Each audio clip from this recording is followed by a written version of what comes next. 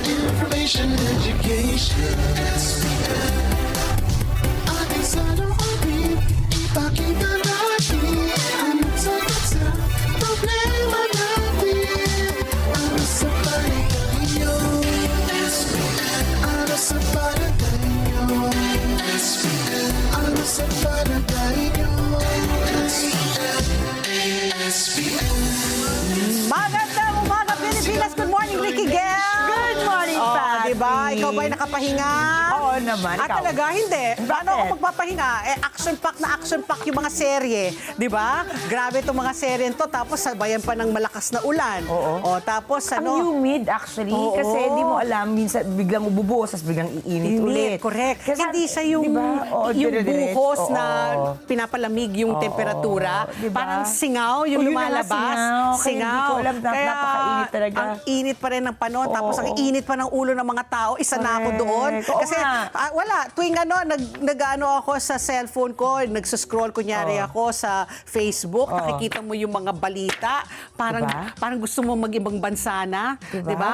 Kasi nakakadismaya. Tapos ang dami nagsasabi, today is Oo, the yun day na to nga. watch out Yun for. na nga, oo. Kasi si Senate President Alan Peter Cayetano, sabi niya, nako, malalakas ang ugog, napapalitan na naman ako, magkakapalitan So, na alam naman. niya. Alam Sabi niya. niya, kasi nga, di ba, tagilid, nakaalis na si Bato, sinamahan pa siya ni Robin, di parang kung 13 sila, magiging 11 na lang sila. So, nanganganib, di ba? Yun na nga. Nanganganib. Oo, balita ko nga, ano daw, ang gapangan dyan sa Senado ngayon. Parang sila si Kuya madaling Germs. araw. Walang tulugan. Walang tulugan. Walang tulugan, kasi talagang nga, kaabang-abang mamaya. Nandiyan kaabang-abang. yata si Eden Santos mamaya sa Senate. Senado. At saka si Mar Gabriel. Ayun, alas 3 So, daw, di ba, supposed to be, mag-uumpisa na, kasi nga sabi ni Senate President Alan Peter Cayetano, ano yun naman daw nila, itutuloy daw nila yung impeachment At hearings. naka-record yung robes nila. Oo, magsusot daw sila ng Mukha ba robes. silang karapat-dapat? Hindi sila mukhang kagalang-galang.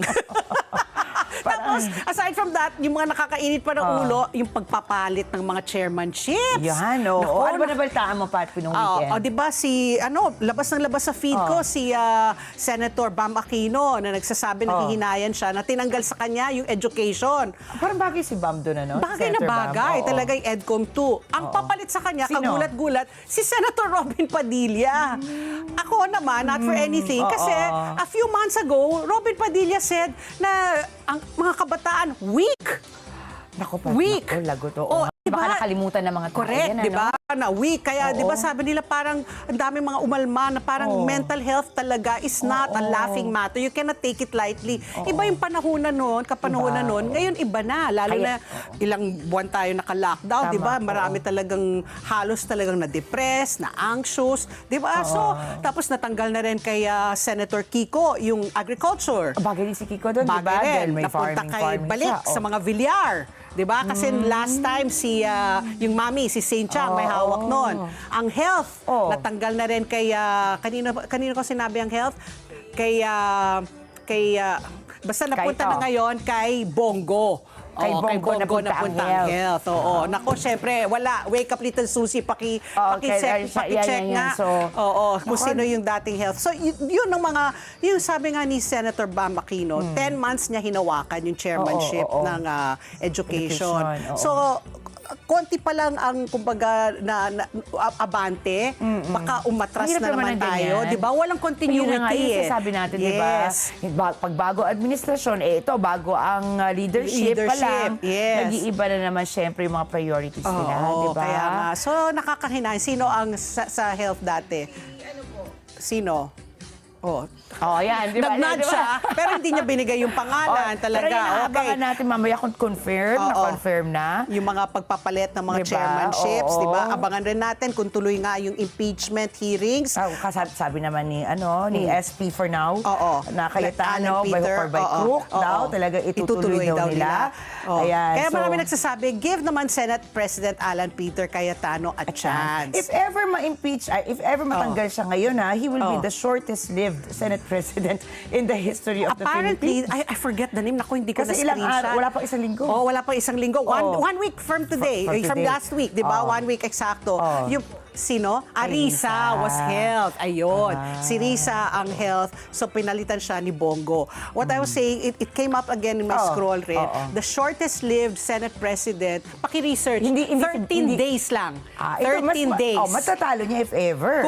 Kung kayari, kung matutuloy. mapalitan si Senate President Alan Peter Cayetano today, like he's saying, he's speculating, kasi sabi niya, hindi daw natuloy yung LEDAC last week. Kaya feeling daw niya, ito yung ginagawang hakbang. So, tingnan natin. So, Ang yung daming kaabang-abang shortest ngayon, ano? Senate President, Camilo Ocias, 13 days. Anong Hindi ko na siya naabutan. 1952. Hindi mo na rin naabutan, Patsy. Hindi ko na rin naabutan, kaya hindi ko rin siya kilala. Pero So, I wonder what were the circumstances that time. that time, why he was the shortest lived. may mga- Ay, check nyo nga yan, yung anong trivia na yan. Bakit siya yung shortest May lived? mga nagsasabi nga na yung matagal na sa politika, mga veterano. Oo. Sa tagal-tagal daw nila sa politika, ngayon lang nakakita ngayon lang sila nakakita nakakita. ng ganito na parang Kagulo-gulo, no? hindi, ang word nga is binaboy. Binaboy. Ako talaga, I diba? agree. If there's a more despicable word than baboy in Tagalog, Oo. ayun, despicable. Oo, hindi na, ito galing na sa mga batikan niya, mga veterano na yan. Ha? Kaya ang dami talaga naglalabasan, di ba? Talagang dami nagbibigay ng comments nila, unsolicited advice,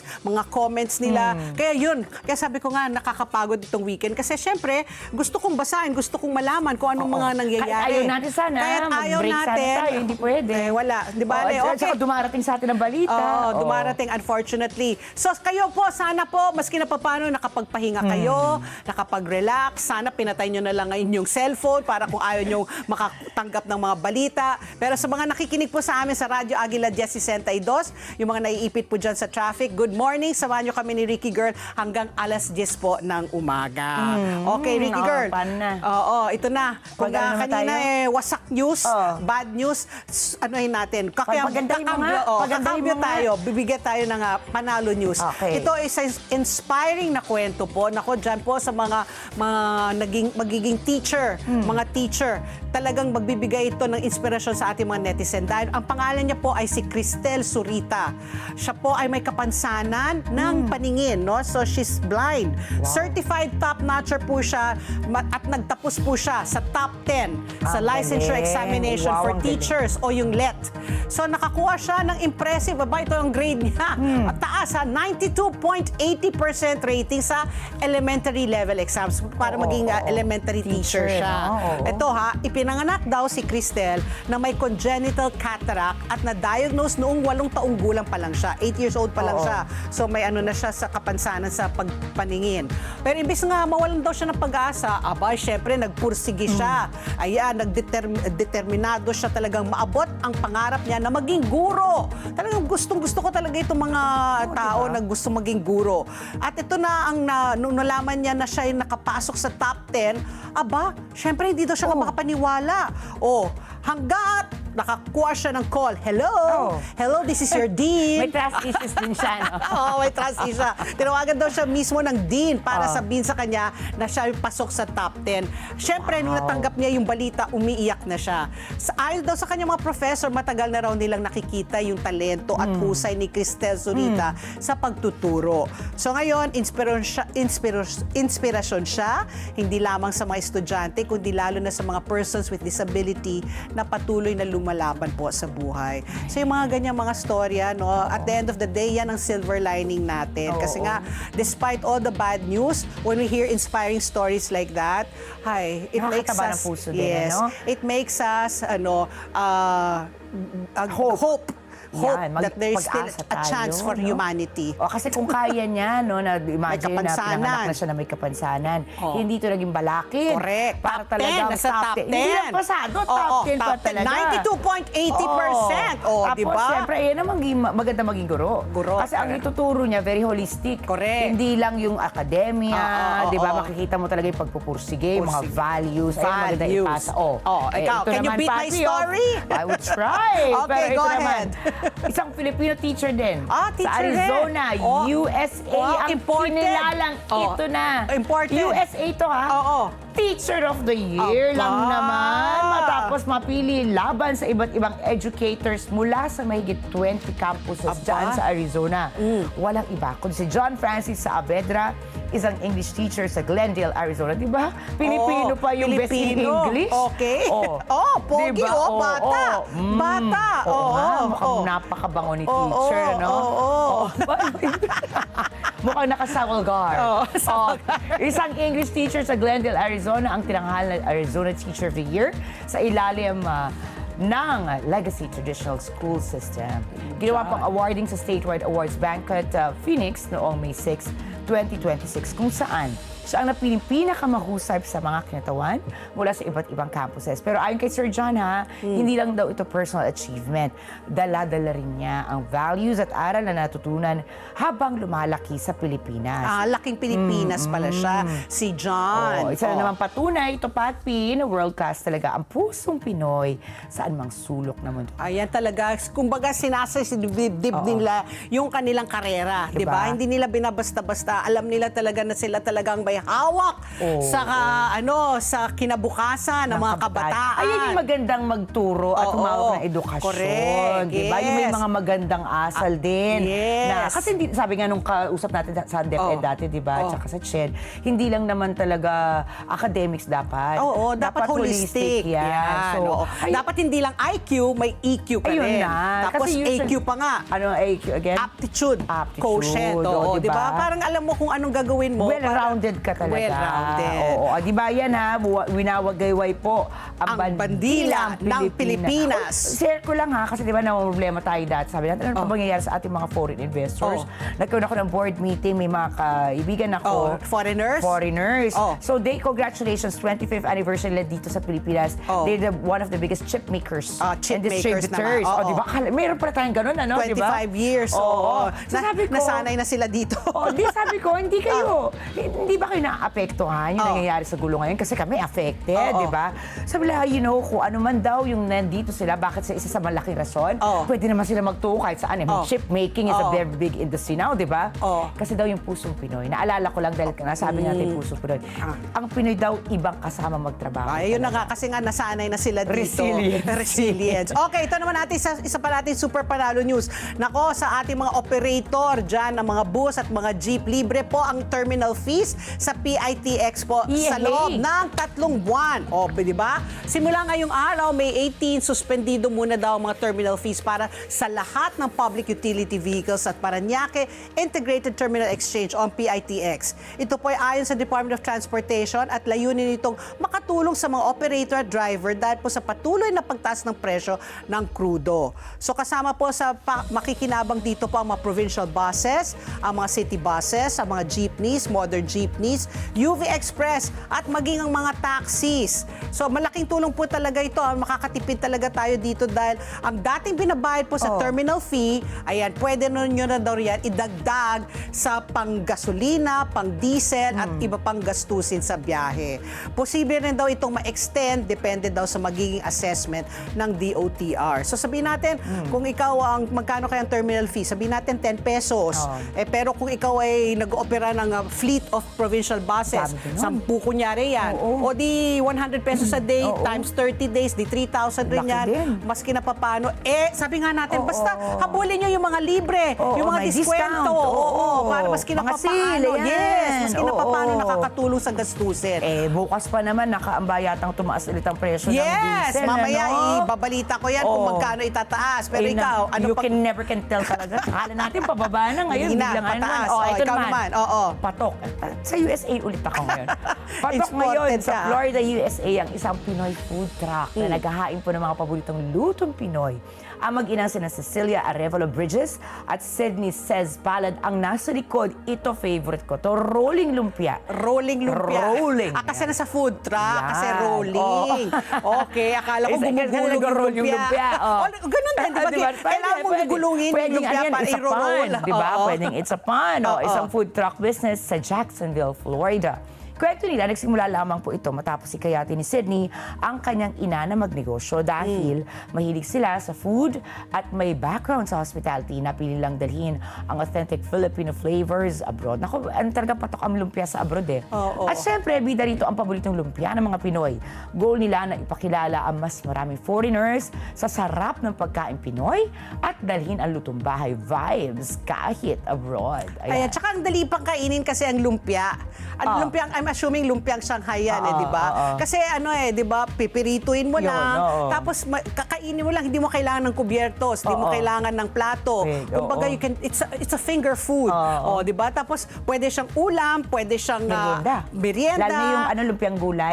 yung favorite ko yun. Yung lumpiang gulay, lumpiang Shanghai. Actually, anything you can make it lumpia eh. Ingat lang, kasi usually ito napapahamak ako kasi sobrang excited ako kumain. Oh, ang mainit. Lagi nasusunog ang dila ko.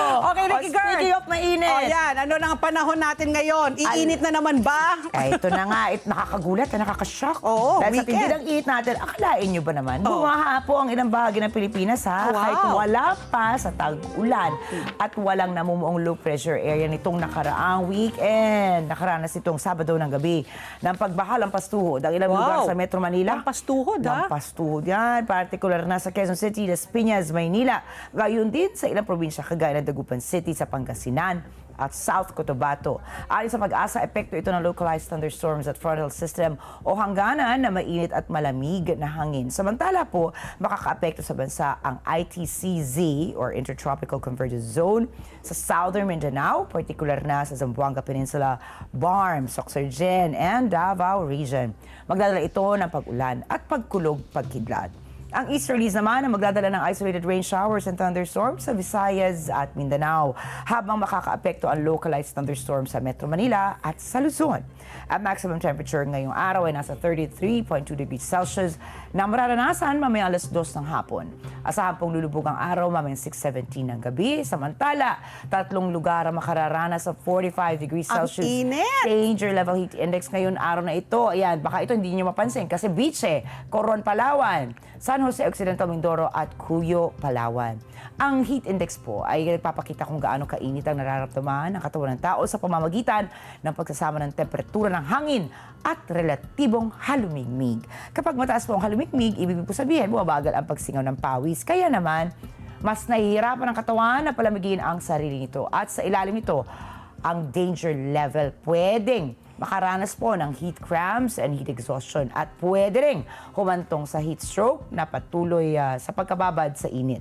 Paalala, ugaliing uminom ng tubig at magdala ng paranggalaban sa init ng araw at pagbabad dito direkta sa araw. Oo, grabe. Matindi pa rin ang init. Pero di ba nung nakausap natin ang Pag-asa last week, Wala. sabi niya, parang hanggang next week, ito na, nasa peak na di ba? Peak na ba tayo? Wala pa. Papunta na tayo sa peak, papunta. sabi niya. So, Oo, pero ito sabi na niya, yata yun. baka ito na nga, di ba? Sana ito Talaga na ito na yun. yun. Kasi Oo. sabi niya, come June, medyo bababa na yung temperatura. Oh, I cannot wait. You cannot wait Oo, talaga. oo. Kasi nga, dahil sa init ng panahon, ang init ng ulo lahat ng mga tao. Baka Talaga nakaka-apekto nagkakaganyan. yun. Oo, Tapos oo. mayroon ka pang brownouts na yun na. naranasan. Di ba? Oo. Either, di bali kung meron kang genset o meron kang solar panel para Usually palpak yung solar panel. sa or pag-usapan din whatever, natin. di ba? Di bali kung may ganun ka. Kung wala ka, di manual kang magpapaypay, di yung mga braso mo, nako. Ay, exercise. Yung iba, pastime nila, pag mainit, pupunta ng mall. Oo. Paano yan? Yung mga mall din, nagbawas na sila ng mall hours. Mall hours. Ngayon. Tapos pati yung temperatura pinaakyat, di ba? Ayaw nila masyadong malamig kasi nga malakas yun sa kuryente. Pag mas mababa ang Pag mas temperature. mababa. So parang di ba they were saying pa nga, dapat mga 24 degrees. Ay, 24? Ang init ng 24? Mag-aircon ka pa, di ba? Mag-electric fan Tapos ka na. sabi naman ng sleep specialist natin, maganda 19 degrees. Malamig. Ay, Para, perfect daw. para makatulog ka ng mahimbing. Hay, Naku. nako. Anyway, gaya ng sinabi mo na nga kanina, ito na po. Kung kayo po ay may budget ngayong araw, magpakarga na po kayo dahil po sigurado po magtataas po bukas ang gasolina at ang diesel. Magpapatupad na naman po ng big time oil price hike ang mga kumpanya po ng langis. Ito po ang tinatansya po nila sa diesel. Aakyat po ng 2.90 hanggang 3 piso kada litro. Ang gasolina, 1 peso 10 centavos hanggang 1 peso 30 centavos po ang iaakyat. Ang kerosene lang po ang bababa pababa. 1 peso 50 centavos hanggang 1 peso 70 centavos po kada litro ang menos. So diesel at gasolina, lalo ng diesel, malaki-laki po ang itataas. Kaya kung may budget na kayo, kanina nagpakarga na ako at aray na naman talaga nung nakuha ko na naman yung pagbabayaran ko dun sa aking Tumaas diesel. ba? Tumaas! Oo. Wala pang full tank ha, parang 50 liters pa lang, Oo. nasa 4,000 na. 50 liters. 50 liters, Ako din, 4,000. nagpa-full tank ako nung bago mag-weekend ng Friday. Ay. Ganun din ang presyo. Eh kasi nga mga 75 pesos ngayon ang ang Eh, gas ako. diesel. Ang gas Mas malaki ngayon mas tanke mo, hindi, tsaka ngayon ang gas mas mataas na. Ganun kaysa sa Oo, diesel. kaysa sa diesel. Ay, Oo.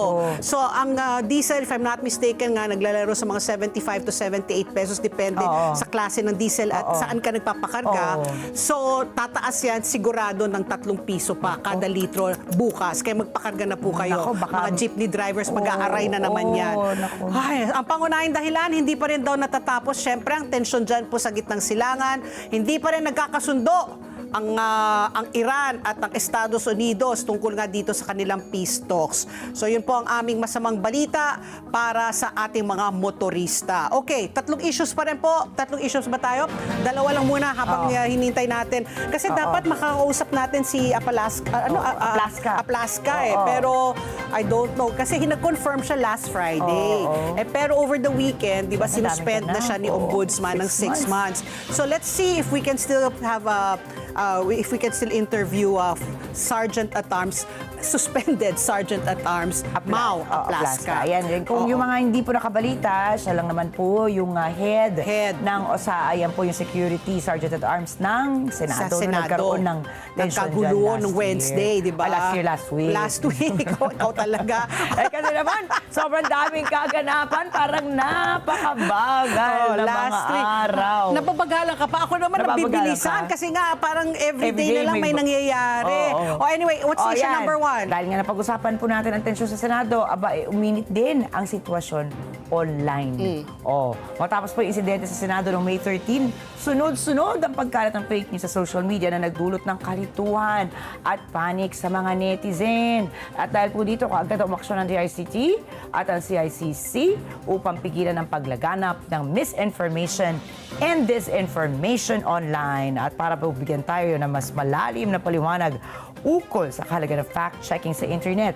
Makakausap po natin, yung nakita niyo po sa video, yung mainit ang yan. ulo, yung kasi mangot na. Usually, masayahin siya, di ba? He was supposed to be our guest last Friday eh. Di ba siguro nagkaroon ng emergency meeting kaya natin ngayon pina-reschedule. Yan na. Siya, walang iba po. Ang belated birthday boy, Executive Director ng Cybercrime Investigation and Coordinating Center o CICC, walang iba po kundi si Yusek Aboy Paraiso. Ayan, kasi dahil nga sa mga kaguluhan dyan sa Senado, ang dami lumalabas ng mga Diba? fake news eh, di ba? So talagang, warning sila ng warning, nako, huwag kayong maniniwala sa lahat, i-verify nyo talaga yung mga binabasa nyong mga balita. Okay, issue number 2 naman natin ngayon. Ngayon ay Monday Money Matters, di ba? 3 M. Monday Money Matters. Usapang dream house tayo, dream car, o di ba? Dahil nauuso na ngayon daw yung mga pasalo ng bahay at mga sasakyan. Yung pasalo, bahay pasalo. Sasakyan pasalo, kotse pasalo. Kasi yung ibig sabihin pala ng pasalo, kunyari ikaw kumuha ka ng bahay, di ba? Magda-down payment ka. Tapos after that, may monthly amortization ka. Kaya sa kasamaang palad, hindi mo na matuloy dahil nawalan ka kunyari ng trabaho. So, imbis na mawala yan, ibebenta mo. Magkukuha ka ng buyer na mag-a-assume ng payment. Siya rin magtutuloy, kumbaga. Siya na lang bayad magtutuloy, mo. di ba? Bibigyan ka na lang siguro ng konting dahil doon sa down payment mo, kayo mag-uusap.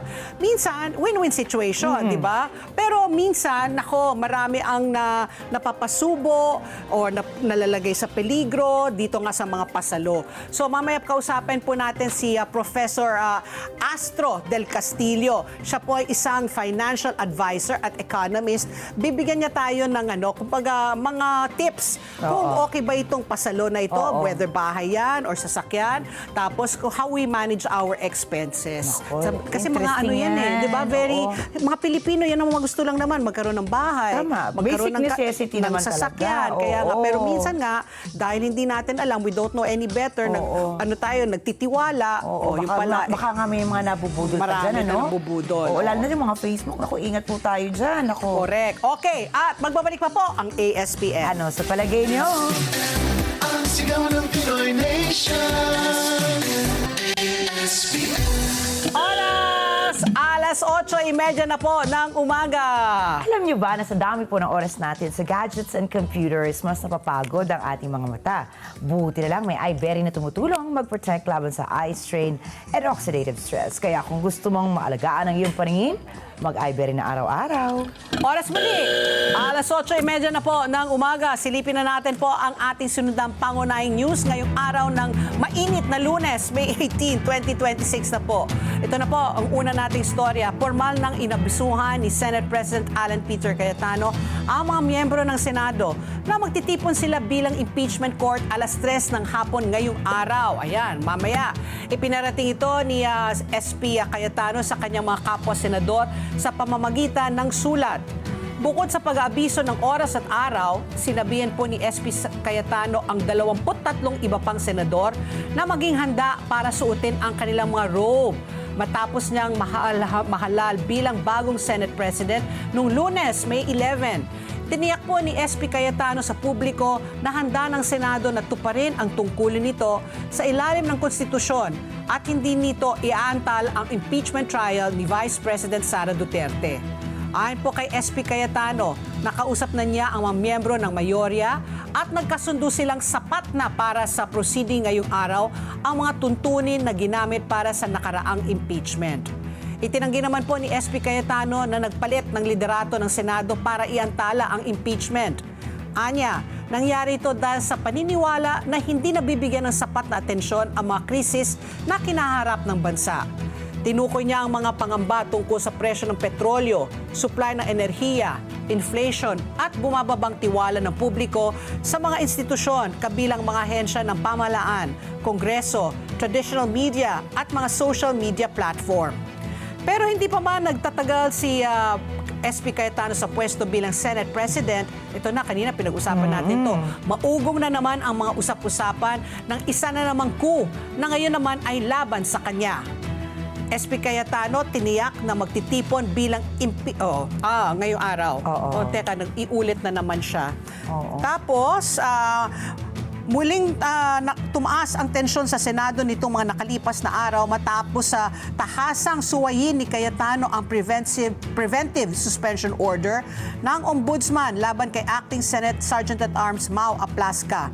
Nabatikos din si SP Cayetano dahil sa pagkakanlong umano kay Senator Bato de la Rosa sa harap ng arrest warrant na inilabas ng International Criminal Court.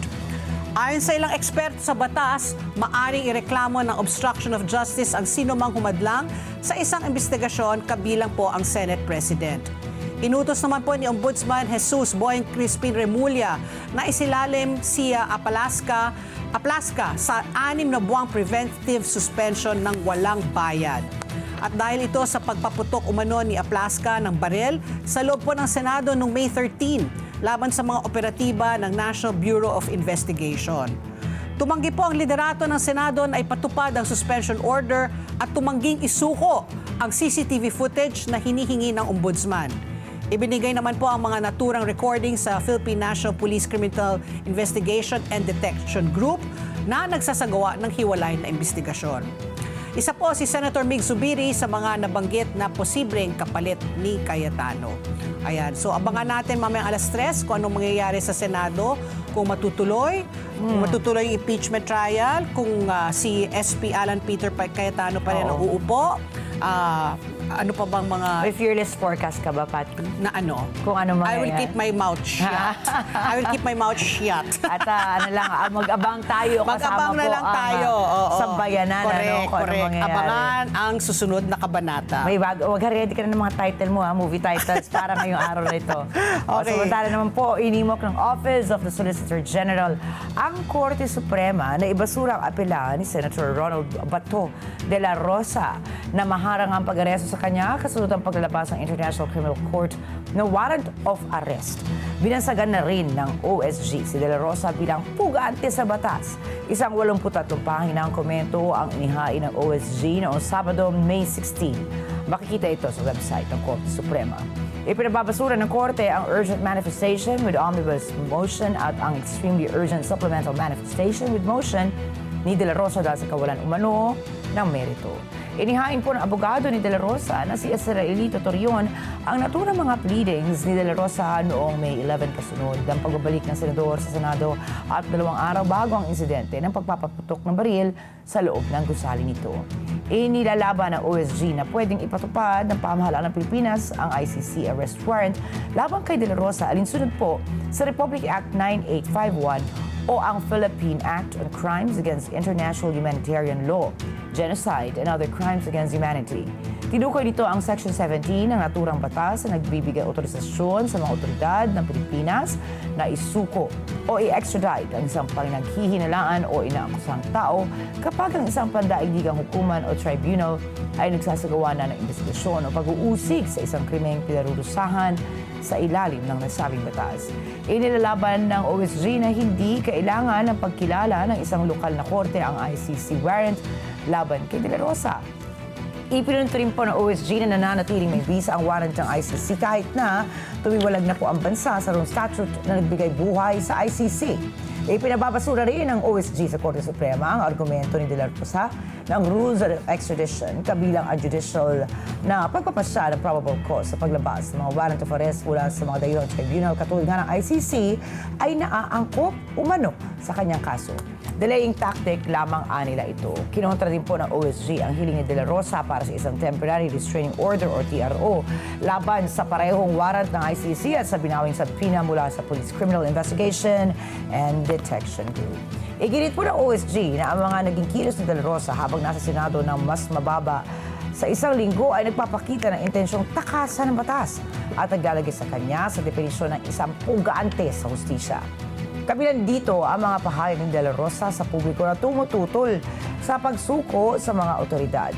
Ang patuloy niyang pagtangging sumukol sa kabila ng kaalaman sa pag-ira ng warrant laban sa kanya, ang paggamit niya ng mga judicial remedies para pigilan ang pagpapatupad ng warrant habang nananatiling hindi maabot ang pag-aresto, ang kanyang kahinahinalang pag-alis sa Senado, ang pagtanggi ng kanyang abogadong isiwalat ang kanyang kinaroroonan at pag-aamin ng kanyang sariling asawa na siya'y tumakas. Ayon sa OSG, ang muling pangitaw at pagkawala ni De La Rosa sa Senado noong nakaraang linggo ay isang halimbawa kung paano sinisira ng makapangyarihan ang batas. Hindi tukoy ang kinaroroonan ni De La Rosa matapos siyang umalis mula sa gusali ng Senado noong Huwebes, May 14. Sinabi naman ng Department of Justice noong Biyernes, May 15, na ipatutupad lamang ang warrant ng ICC kapag naglabas na pa siya ang Korte Suprema sa petisyon ni De La Rosa. Pero kung susubukan umano ni De La Rosa ang tumakas patungo sa ibang bansa, kaagad siyang idedetine. Kaya nga, di ba today's the last day, di ba? The Supreme Court gave Batos Camp and OSG 3 days. So hopefully, ewan ko, kailan kaya sila maglalabas ng desisyon kung may legal na basehan na dapat ang local court ang magbigay ng warrant o ang ICC ay papayagan na yung warrant nila ang ibigay kay Bato. So abangan rin, Timon, dami natin na abangan. Ang dami abangan. Ang problema kasi dyan, di ba, magkaiba yung kanilang interpretasyon sa batas. Batas, kaya di ba? Pinipilit talaga ng kampo nga ni De La Rosa na walang jurisdiction dito ang ICC. Kaso, sinasabi naman ng OSG, yun na nga, yung meron Republic silang Act basihan. 9851 Ayun na na, pwede. Republic Act yun eh. So, ano ba talaga? Ano ba talaga? Kuya? Siyempre tayo mga hindi mga abogado. Yun na nga, depende nga sa interpretasyon mo yun eh. Kaya sana maglabas na nga talaga yung Korte Suprema ng desisyon.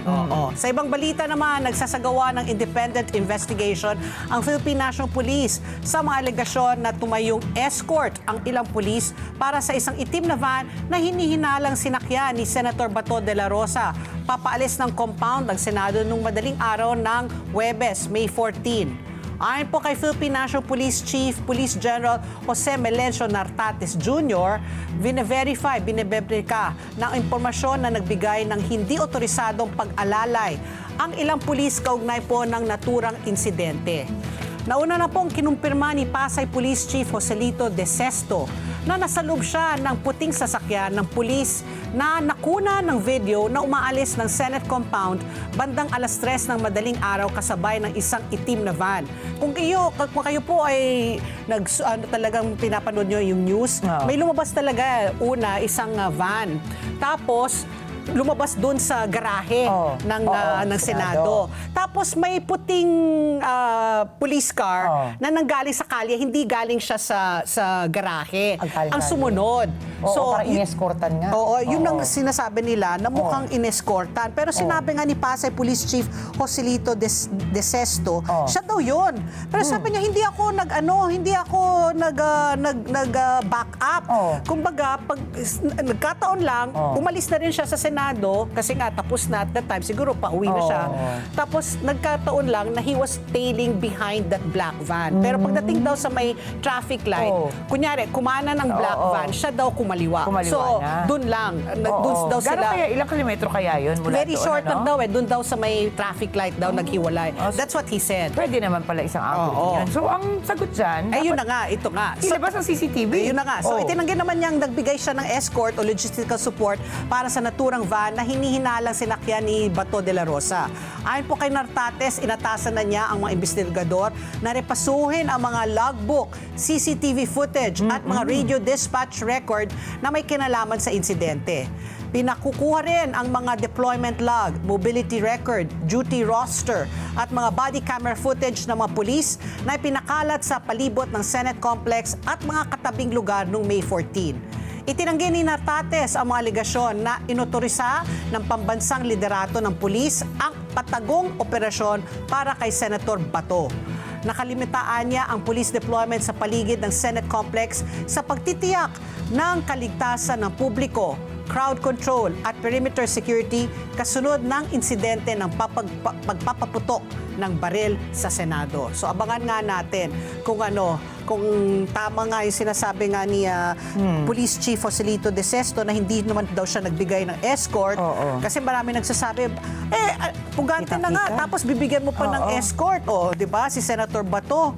Okay, Ricky Girl, your turn. Samantala naman po, nirekomenda ng Office of the Prosecutor ng International Criminal Court o ICC na simula na ang paglilitis sa kaso ni dating Pangulong Rodrigo Duterte sa November 30, 2026. Ayan, nagtakda na po, November 30. Sa isulmitin itong dokumento na may petsang May 15, sinabi rin ng Office of the Prosecutor na inaasahan itong makukumpleto ang lahat na kailangang pre-trial step pagsapit ng September 30, 2026. Ayon sa prosecution, ang panukalang petsa ang ng paglilitis ay magbibigay ng 2 buwan mula sa pagkatapos ng pre-trial stage. Mainam din nila ito para maiwasan ang mga problema sa paglilitis na pwedeng maging sanhi ng pagkaantala sa proseso. Sa tantiyan ng prosekusyon, humigit kumulang 60 hanggang 70 saksi ang hihaharap sa paglilitis. Tinatayang aabot ng mula 175 hanggang 200 oras ang direktang pagtanong sa mga saksi. Sinabi rin ng prosekusyon na kabilang sa mga ihaharap nitong ebidensya ang hindi bababa sa 619 na dokumento at testimonya na naiharap na sa pre-confirmation stage. Maghahanap pa ang prosekusyon ng karagdagang ebidensya bago ang paglilitis. Kabilang po dito ang mga audio and video ng mga talumpati at iba pang pampublikong pahayag ni Duterte kasama ang mga kaugnay na transcript o salin. Hanggang sa kasalukuyan, humigit kumulang 177 talumpati na ang natukoy ng prosekusyon na pinag-aaralang maisama sa lahat ng ebidensya. Sinabi rin nito na pwede pa rin umasa ang prosekusyon sa karagdagang mga ulat ng pulisya na may kaugnay naman sa mga pagpatay kaugnay ng war on drugs ng Administrasyong Duterte. Si Duterte po ay nahaharap sa paglilitis sa mga kasong pagpatay bilang crimes against humanity na naganap umano mula 2013 hanggang 2018 sa kanyang panahon bilang alkalde ng Davao City at kalaunan bilang Pangulo na ng Pilipinas. Samantala, hinihiling ng bagong Defense Council ng Duterte na magkaroon ng panibagong fitness review bago ang paglilitis. Hiniling ito ni Peter Haynes noong Biyernes, May 15. Iginit niyang hindi naaangkop na nagtakdaan ng petsa para sa paglilitis gayong may mga isyong hindi pa nare-resolba katulad ng kwestiyon sa kakayahan ng dating Pangulong humarap sa paglilitis. Nauna nang sinabi ng ICC Pre-Trial Chamber na pwede pang humarap sa paglilitis si Duterte. Humiling din si Haynes ng panahon para sa paghahanda na mula 14 hanggang 19 na buwan. Idugtog ko lang dyan because di ba very interesting nga yung report mo na itutuloy na sa November. Kasunod ng ICC na yan, lumabas na rin ang balita, yung Rwanda genocide suspect dies in The Hague. He was also arrested for crimes against humanity. This was the man who financed the massacre of some 800,000 people in Rwanda between April and June 1994. Ang pangalan niya ay si Felician Kabuga. He was in his 90s and he died in a hospital earlier last Saturday at humarap rin siya sa ICC, 'di ba? Kasi nga he was yun nga pinatay niya 800,000. So, he was accused of masterminding a notorious radio station that urged on the brutal massacres, died on Saturday according to the International Court in The Hague where he had faced trial. So imagine ganun katagal, 1994, tapos he tried to go to Switzerland in 1994 but he was thrown out. Then he flew to Kinshasa. Kinshasa. And later moved to Kenya. Tapos the United States offered $5 million in 2002 for information. Tapos after that he was brought to Paris and then he was transferred to The Hague and charged with genocide, conspiracy to commit genocide, incitement to genocide, as well as crimes against humanity, including extermination and murder. Ayun. Ang haba ng proseso, Ang haba ng proseso, since 1994. Tapos namatay na lang siya. Na ngayon, Oo, 2026. So ano na siya, na-charge talaga siya. Na-charge siya talaga siya, oo. So namatay na siya sa piitan. Namatay siya, pero namatay siya sa ospital. Namatay siya. Kasi 90 plus na nga eh. Di ba? 1994, ilan yun? Nako. Nasa high school pa lang ako nun. Grabe. Okay, so di ba sabi naman talaga nila itong hearing kay former President Duterte, aabot talaga ng minimum of 7 years. Grabe. Baka umabot, 80 years old na siya. 80, aabot baka ng 10, 15, or even 20 years. Pala nga paglalagay, di ba? Kahit yung depensa mismo humingi ng extension pa nga extension. So you don't know kung para sino Kasi nga, di ba, yung mental state na nga daw niya. Okay, ito naman po, para sa ating world news, idineklara ng World Health Organization bilang international emergency ang Ebola outbreak sa Democratic Republic of Congo. Ayan, sa Africa na naman. Ito Rwanda, ito Congo. Walang pong pagkakamatay at kumulang 246 na hinihinalang kaso na ng Ebola ang naiulat mula sa Ituri province ng Congo. Ipinaliwanag ng WHO na hindi pa naman ito maaring ituring na pandemic emergency, bagamat nagbabala na maaring mas malaking outbreak pa ito kaysa sa natukoy at naiulat na. Malaki rin nila ang posibilidad ng pagkalat ng sakit sa lokal at regional na antas. Ayon po sa WHO, ang kasalukuyang Ebola strain ay dulot ng Bundibugyo virus na wala pang katapat na apropadong gamot o bakuna. Kabilang sa mga unang sintomas nito ang lagnat, pananakit ng kalamnan, pagkahapo, pananakit ng ulo at lalamunan na sinusundan ng pagsusuka, labis na pagdudumi, pagpapantal at pagdurugo. Ayon po sa WHO, may 8 ng kumpirmadong kaso ng naturang virus. May 2 na rin pong anilang kumpirmadong kaso sa Uganda. Inabisohan na po ng WHO ang Democratic Republic of Congo at Uganda na magtatag ng mga Emergency Operation Center para bantayan, sundan at magpatupad ng mga hakbang para maiwasan ang impeksyon. Ngayon naman sa Africa, doon parati, di ba, nag-usisimula yung Ebola? Di ba? Ano ba, i-share ko lang nakita ko nga, may isang dyan, may isang meme. Hindi nag-work ang hantavirus. Tara, ipakawala ng Ebola. Yan. Kaya ingat pa rin po tayo lagi. Oras, alas 8:48 na po ng umaga at magbabalik pa po ang ASPN. Ano sa palagay niyo? Ang sigaw ng Pinoy Nation. ASPN. Oras, alas 8:50 na po ng umaga. Empire Coffee, your barista quality type of coffee without the hassle. Discover the 9 unique blends: Barako Blend, Bulacan Blend, Sagada Blend, Benguet Blend, French Roast, Butterscotch, Mocha, Macadamia, and Hazelnut. It's pure coffee beans, all natural, no artificial sugar or sweetener. Serve hot or cold, refreshing twist. Your perfect sip, anytime, anywhere. Empire Coffee, your coffee in a bag. O diba, ikaw, mahilig ka sa kape-kape. Super! Oras, alas 8:51 na po ng umaga. Tuloy-tuloy pa rin ang ating pagbabalita. Ricky Girl. Iniulat po ng Southern Police District na nagpositibo ng gunpowder o sa gunpowder residue ang isang driver ng National Bureau of Investigation or NBI na naaresto kasunod ng insidente ng pagpapaputok ng baril sa Senado. Naaresto po ang suspect na tinukoy sa pangalang Mel Oragon matapos ang insidente. Isinailalim siya sa inquest proceedings para sa paglabag sa Republic Act 10591 o ang Comprehensive Law on Firearms and Ammunition, Alarm and Scandal, Direct Assault, Trespassing at paglabas sa seguridad ng senador. Base sa inisyal na investigasyon, ilang beses nagpaputok ng baril ang suspect sa loob ng gusali ng Senado na nagdulot ng pagkagimbal sa mga tao sa loob ng GSIS compound bandang 7:50 ng gabi noong Miyerkules, May 13.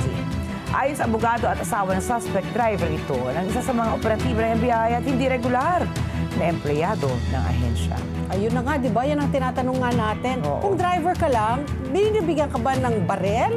Ngayon, Oo, di ba? oo. Bakit siya, at saka bakit nandun siya sa operation? Oo. Di ba pag driver ka, Sa kotse nakabang ka lang, di ba? Oo. Oo. So ako, nagtataka rin ako dito, dapat magbigay rin ng liwanag ang NBI tungkol dyan. Okay, ito naman po, mga lalabag sa rice price cap, papatawan ng multa at kulong, sabi ng Department of Agriculture. Temporary ban sa pag-angkat ng baboy at swine products mula sa Spain, binawi na. Inspeksyon po ng Department of Agriculture ang mga palengke, supermarket at rice retailers sa buong bansa kasunod po ng 30-day price ceiling sa imported rice. Nagbabala ang Department of Agriculture na maaring makulong, pagmultahin ng milyon-milyong piso at mapasara ang negosyo ng mga lalabag sa itinakdang presyo sa ilalim po ng Price Act.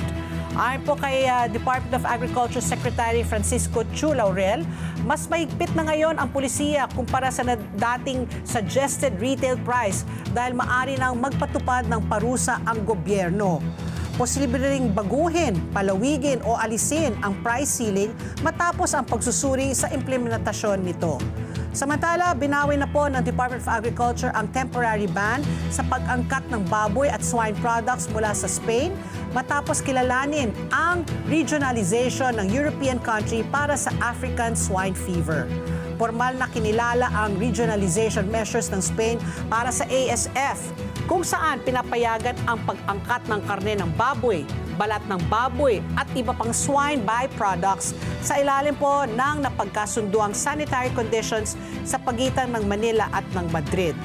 Kapwa isinapinal naman ng Pilipinas at Spanish veterinary authorities ang technical conditions na namamahala sa mga pagpapadala mula sa itunuring na low-risk zones. Matatanda ang nagpataw ang Pilipinas ng temporary ban sa Spanish pork imports noong nakaraang taon matapos mapaulat ang kaso ng ASF sa ilang bahagi ng Europa. Dahilan para higpitan ang border control at protektahan ang local hog industry. Ayan. May balitang sports tayo ngayon, Go. papi! Alex Ayala po pasok sa main draw ng Strasbourg Open.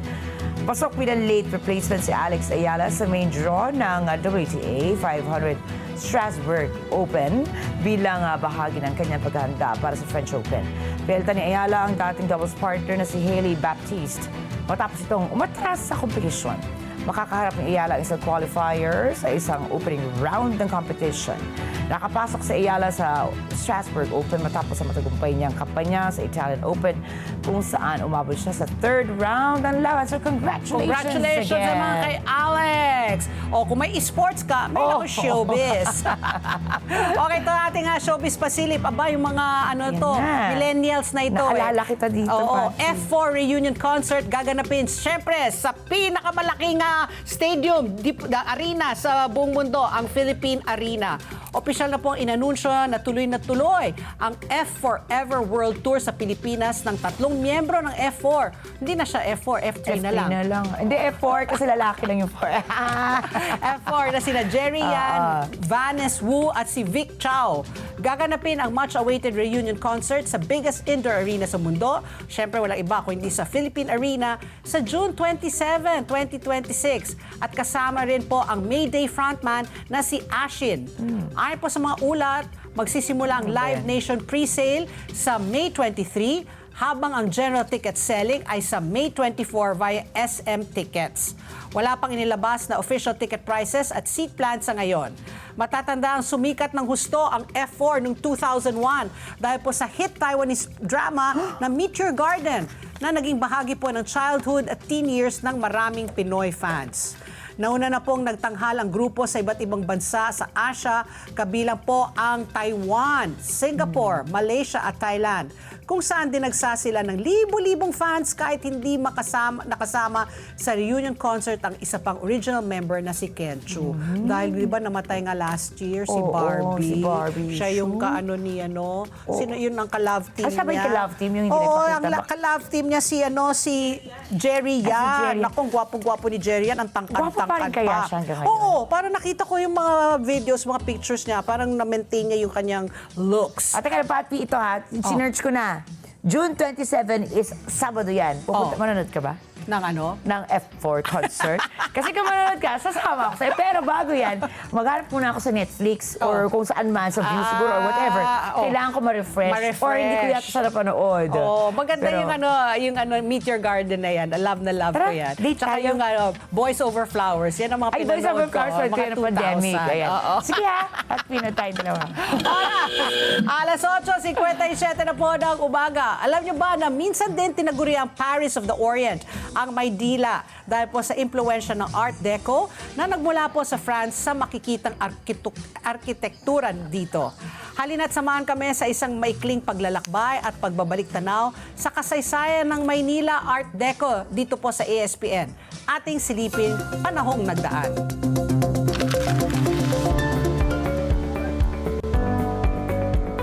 Ang arts decoratives o Art Deco ay isang estilo ng arkitektura na unang lumitaw sa France at umabot hanggang Estados Unidos bago ang unang digmaang pandaigdig. Kilala ang Art Deco sa mga pangunahing katangian nito tulad ng mga geometrical pattern tulad ng mga malinaw at matitibay na hugis tulad ng zigzag, chevron at mga linear motif. Makulay at matapang na disenyo na sumasalamin sa modernong pananaw noong Machine Age. Mga decorative element tulad ng floral motif, stained glass, at iba pang ornamental na detalye na nagpapaganda sa gusali at pagiging moderno at elegante.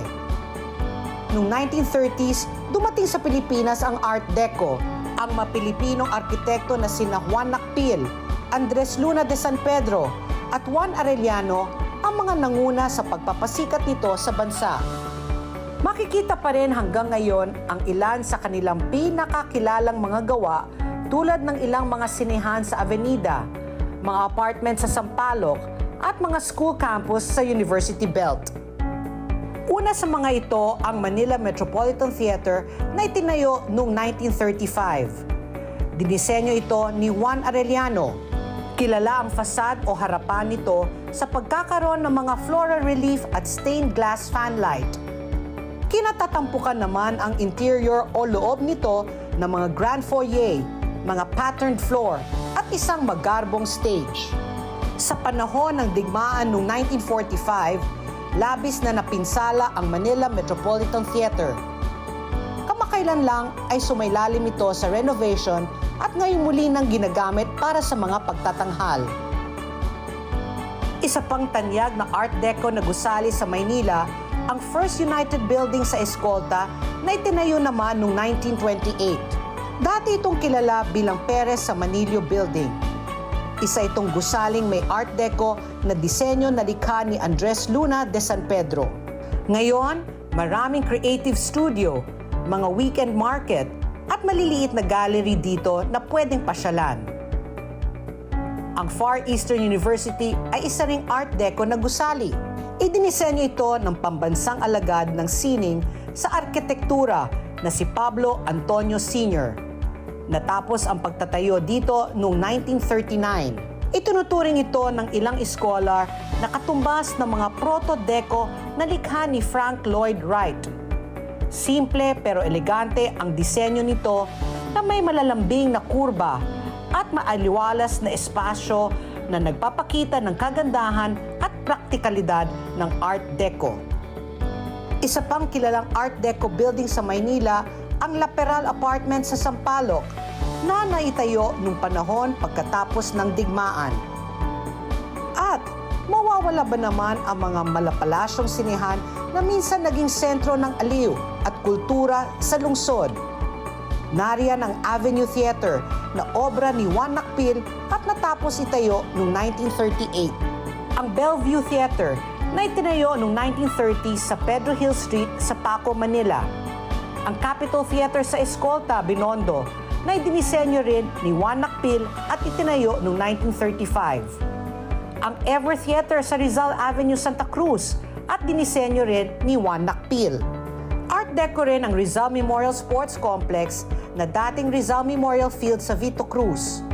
Idinisenyo ito ni Juan Arellano at sinimulang itayo noong 1927. Sa ngayon ay ginagamit itong administrative office ng Philippine Sports Commission at quarters ng ating mga national athlete. Dumanas ng digmaan, industrial na pagbabago at urban decay ang Maynila na nagdulot ng pinsala sa maraming gusali. Praktikal ang pagpreserba ng mga istrukturang Art Deco dahil maaari namang iayon ang mga ito sa modernong pangangailangan at paggamit. Nananatili ang kagandahan at tikas ng Art Deco dahil sa pagsasama nito ng classical at modernong disenyo na nananatiling kahanga-hanga hanggang sa kasalukuyan. Ang ganda ng Art Deco. Alam mo, ang ganda i-preserve yan. Basta pananatiling malinis. Tapos dapat once in a while, after every so often, di ba, dapat inaayos para mapanatili talaga. Sayang, i-restore, di ba, magkaroon ng renovation. Pero wag naman palitan talaga maging modern. Kailangan talaga meron pa rin tayong look of classic, yung mga, lalo na pag historical yung mga places na yan, di ba? At saka kultura natin at saka kasaysayan natin yan. Di ba? agree. Dito na sa Pilipinas na lang, di ba? O yung vegan. Kaya gustong-gusto natin punta. Layo no? Di ba? Kaya muna from France. Kasi baka mamaya. Pero ako, yung Calle Crisostomo. Ako Crisologo. Crisologo, Crisostomo, oo. Pero ako naman, gusto ko yung Art Deco din. Meron ako mga small pieces of furniture.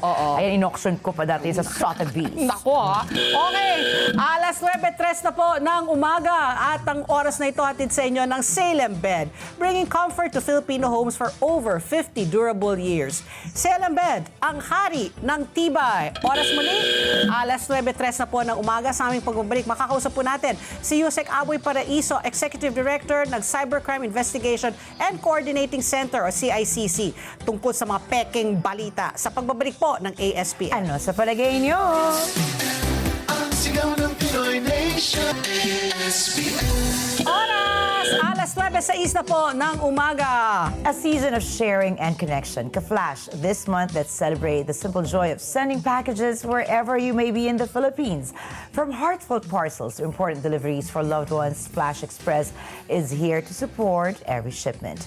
Enjoy shipping that's easier and more affordable with Flash Express. Ang oras muli, alas 9:06 na po ng umaga at kasama na po natin sa linya si Yusek, di ba? Dapat last Friday pero siguro ang dami nga nangyayari dyan sa Senado kaya today natin siya ibabalik. Yusek Aboy Paraiso, Executive Director po ng Cybercrime Investigation and Coordinating Center. Magandang umaga po, Yusek. Welcome po sa ASPN ulit. Good morning, sir. Magandang umaga po, Ma'am Pat, Ma'am Ricky. Maraming salamat po sa pag-imbita sa akin sa inyong programa. Oo, Yusek, kaya po kami po napatawag dahil nga last week, no, nag-umpisa nung Lunes, nagkagulo na dyan sa Senado. Nagkaroon po ng palitan po ng liderato. Wednesday po, nagkaroon po ng barilan.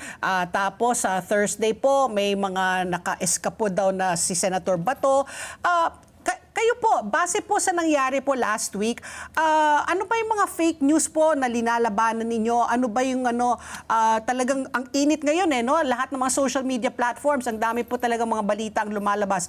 I wanted to ask you kung ano yung mga kino-combat po ninyo ng mga fake news po, kung meron man. Ako, Ma'am Ricky, lahat po This is Pat P. ng Ma'am Papi. Oo, sige. Okay lang. lahat daw yata ng turi ng kaganapan sa social media binabantayan natin. Pero hindi naman siya dahil lang sa fake news.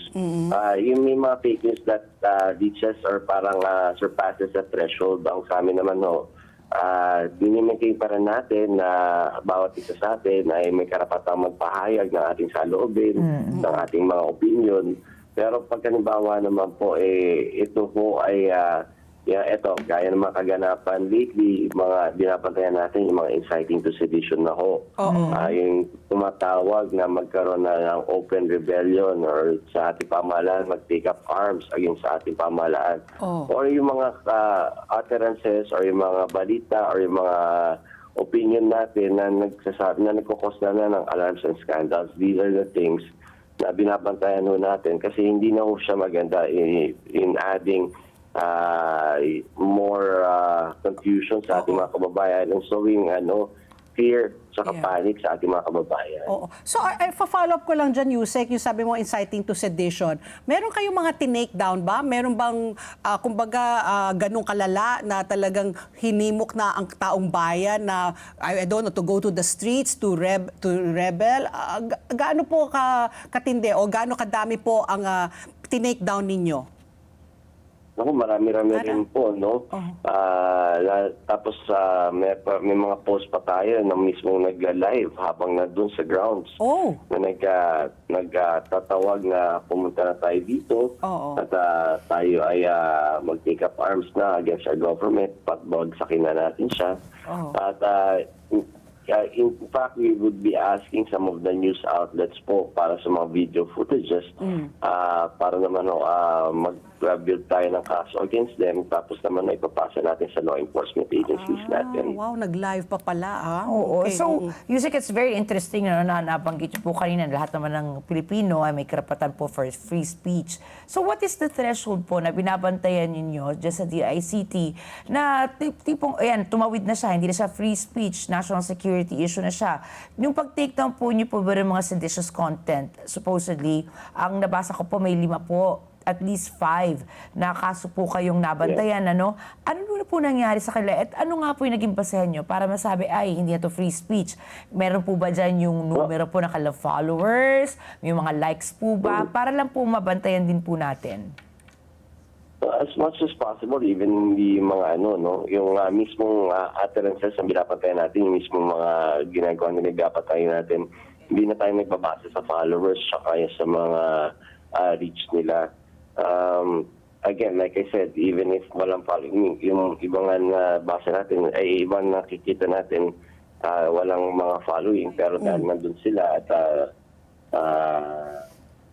humaharap sa mga cameras ng media, tapos nasabi na, tara na, magkaan na tayo, pabagsakin na natin yung gobyerno. So these are the guys we're after.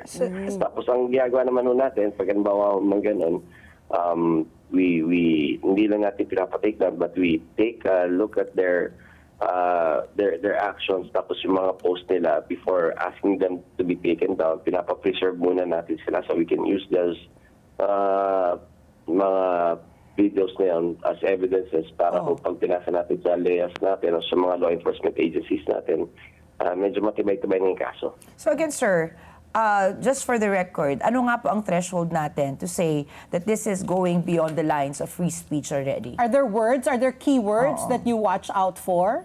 Yep. It's more of the effect yun naman yung sasabi ko ng batas So, whenever we do these things, sa mga threat monitoring center natin, we have our lawyers verify if these are the thresholds. So, doon sa TMC natin, sa threat monitoring center natin, may mga may mga elements lang siya. Tinetry natin yung mga analyst natin na turuan. Tapos, pag halimbawa, they give us a bunch of videos or give us a bunch of materials, dumatapay sa mga lawyers natin para reviewin nila if these fall within the elements ng mga iba't ibang mga crimes. So, again, according threshold, siguro at the very minimum yung mga utterances that causes alarms and scandals na parang nag-fake news ka na bumagsak na yung Senado, wala nang mga senador or may napatay sa Senado. So, this causes yung mga Alarm. fear, doubt, Oo. tsaka panic. Oo. Ayun. So papasok na yun sa alarms and scandals under our revised penal code. Oo. So yung kanina binanggit mo na hihingi kayo ng tulong sa media. Ano ba sino sa inyo ang media? Sino yung mga vloggers? Who can you, kumbaga sa inyo, sino ba ang legit na media? Tapos sino itong mga vloggers na ito ba yung mga binabantayan ninyo? Kasi sila po ang kadalasan, sila ang nag-incite to sedition, sila ang nagkukos ng alarm and scandal. How do you differentiate between the two? Ako, yung mga media naman, alam naman ho natin yan na they are yung mga kapatid natin na nagbabalita na adhere to a strict conduct of professional journalism. They hold themselves accountable. Ang nakakalungkot nga, kung sino pa yung may yung nagiging accountable or yung parang nagiging professional, sila tayo na-atake na peddlers na fake news. So, we're seeing a day and age na yung professional media pa, yung mainstream media pa is in the state of being attacked by bloggers para naman tanggalan ng credibility. Oo. So, yun naman yung distinction natin na parang members ng KBP. No, I asked may accountability. Oo. I asked this kasi, Yusek, kasi alam nyo na nga na walang accountability mga ibang vloggers, no? Sila pa nga siguro yung nagla-live. Yet parang wala pa kasi nga nakukulong or nape-penalize o namumultahan. Bakit po nagkakaroon po ng... How long does it really take ba? Especially nga, sabi mo, you preserve the evidence, di ba? Tiniturn over nyo yun. Pero how long before you can act on it? Ako, siguro tapos na yung age na nananahimik kami siguro nung dumating si Melvin, si Director Mativo, dumating to si Wilson ng ACG. Nakita niyo naman, sunod-sunod yung mga pagkakaasa natin sa mga vloggers na to. Not because of their fake news or their opinions, but because of yung mga pinagagawa nila na, ayan, it crosses that threshold. Oo.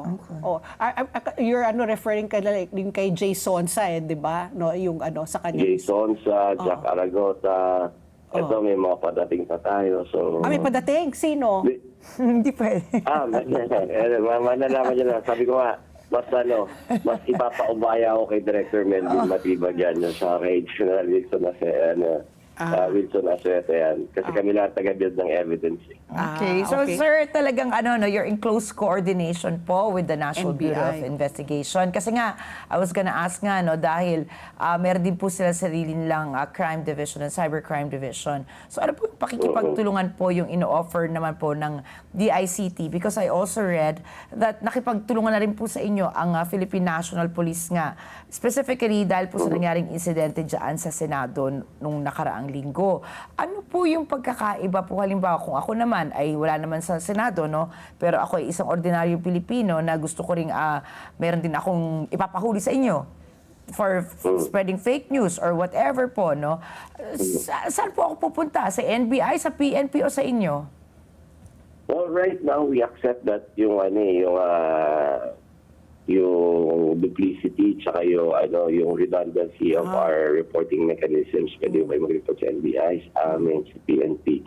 Pero naman, sabi ko naman sa mga kababayan, ay sa pagtiyatanong ako, kami kasi pag parang specialized agency kami, medyo, at saka yung national scope namin, medyo mas nabibigyan namin ng pansin kasi yung NBI at PNP, iba-ibang krimen din, pag even traditional crimes na nila. So, but again, tama naman.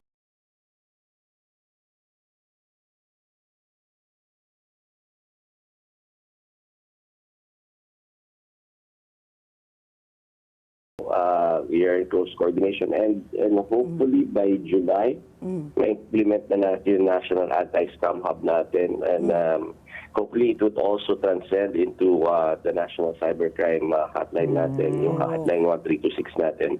Para isang number na lang ang kailangan namin sabihin sa lahat ng ating mga kababayan. Kasi yung vision mo noon, sabi ng Office of the President, sabi ng Malacanang po na lahat kayo nasa isang kwarto na lang, tapos isang reporting mechanism na lang. So, Para that's, avoid duplicity, redundancy. Sayang din ang resources ng at ating least isang gobyerno. reporting mechanism, tapos andun lahat NBI sa ito because of this particular element is present. PNP sa ito. Or kami muna to, imbestigahan muna namin to.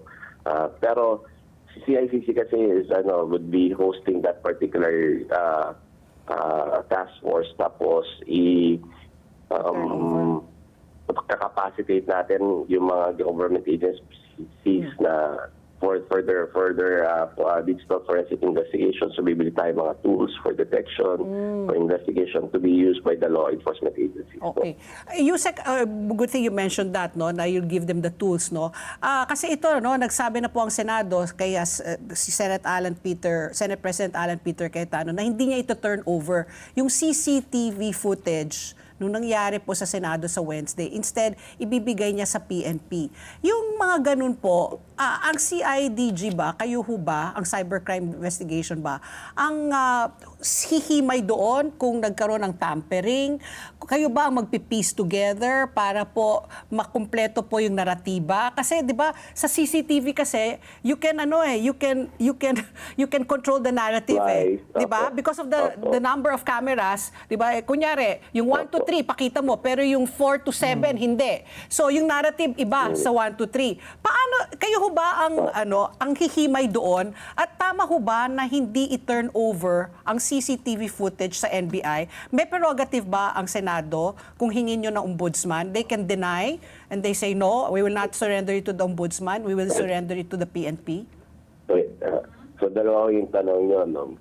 So yung sa unang tanong, kung kami ho ba, yes we can, we have the abilities, we have the capabilities, we have the systems to analyze. Hindi lang ho kung ano yung laman ng CCTV, but if it's altered, spliced, Yeah. diba? Meron kasing ganun parang isasabit mo altered na, putol na. Correct. So, we have those capabilities. Sa second question po, ito naman, sagutin ko siya hindi bilang head ng CICC, but bilang isang abogado. No? Okay. Sa pagkakaalam ko ho, ang isang subpoena ho ng isang ng NBI is a valid subpoena as well as the ombudsman po, no. Meron silang powers of subpoena. So pag hindi ho kayo tumugon, may mga coercive measures din ho tayo tinatawag. They can cite you in contempt, they can file a contempt case against you in court. Pag hindi ka sumunod sa subpoena na yan. In fact nga ho, hindi naman sa pangmamalit sa PNP, but just because of our legal mandates base sa batas. Sa PNP po, ang pwede lang mag-issue ng subpoena is the PNP chief and the head of the CIDG. Unlike ho sa NBI, each agent po ng NBI and each deputized agent po ng NBI pwede ho mag-issue ng subpoena. So, are you saying as a lawyer, kasi si ombudsman po si NBI ang nagbigay po ng subpoena no? May karapatan po ang NBI na isubpoena yung CCTV footage. Tama po, especially if they're conducting a lawful investigation with base sa isang insidente po. Especially na ganito yung crime that happened.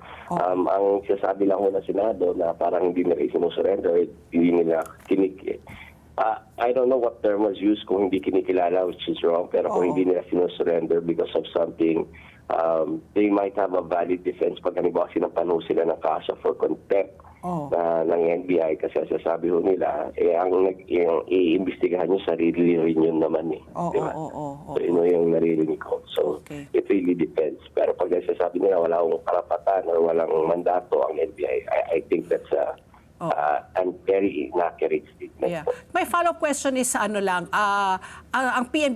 PNP ba, tatawag ba sila sa inyo o meron rin silang sarili nilang division na pwedeng i-analyze po yung CCTV footage na ito-turn over sa kanila ng Senado? So the PNP has their own anti-cybercrime division headed by General Wilson Asueta. And to be fair, they are very competent people. Sabi ko nga, mas specialized agency lang siguro kami. Especially with our relationships with other, halimbawa, ang magiging basihan is not only the CCTVs but with social media platforms. So siguro yun lang yung difference. And siguro baka mas complex na yung digital issue, baka mas capable po ang CICC because of Ayun. the analysts and the systems that are present within CICC. Okay. Yusek, you're talking about capabilities, ano? Dahil nang sumaklolo na po sa inyo, humina ng saklolo sa inyo ang PNP. How realistic po is it to track down yung nga pong mga nagpapakalat ng fake news sa binabantayan po, lalo na po hinggil po dun sa nangyaring insidente sa Senado nung nakalipas na linggo? So we have these depende ho saan platform pinakalat, no. I think pag halimbawa ho yung mga personalities na ganyan, yung traditional na follow-up investigation at saka yung trackdown dyan, very capable po both at PNP at NBI. Ang may tutulong po namin is providing the digital location of that particular person. Ginagamit namin to through our open source intelligence, through our geolocation. Does it work, sir? Kasi yung IP address, for example, I'm sorry to cut you, but halimbawa, No, kasi it's the IP addresses po ba, yan po ba yung mga binabantayan po natin? Kasi batay po sa aking sariling mga bubwit noon, na humingi po ng tulong halimbawa sa PNP, sa cybercrime po nila, kahit po may IP address, parang ang hirap pa rin pong matugis o matuntun talaga. Ngayon po ba masasabi po natin na kaya na po ng, for example, the ICT, because this happened like a few years ago po? Madalas po nakikita naman natin sila, pero not strictly using the IP address. You have to remember, parang yung IP address, pwedeng imas ng BPN. At saka, hindi ibig sabihin yung IP address na yun, matutuntan na natin. Kasi, halimbawa, yung you're using a common access point. Halimbawa, sa mall po. Isang IP address lang po yan, pero hindi mo alam kung sino gumagamit. Pero alam natin nasa mall. Then, the traditional investigation goes in na parang pupunta na yung law enforcers natin. May hawak na sila ng picture based on other investigation. Halimbawa, kami ginagamit namin yung open source intelligence. Kasi naman, pag gumagamit tayo, nagbubukas tayo ng mga social media pages natin, nagbibigay din tayo ng credentials, our phone numbers, yung emails natin. Tapos nakikita natin using that particular system, yung open source intelligence, ano yung mga related accounts, makakita tayo ng picture if there are pictures that they submitted, mga ganun. So ayun po yung ating ambag talaga. No? At least maganda pong marinig ngayon yan na at least nag-improve na po pala from a few years ago. But going back, sir, you were saying also, paano po natin itatrack pa bukod dyan sa open source po? Tama po. Hindi, kasi meron din tayo SIM Card Registration Act, di ba ho?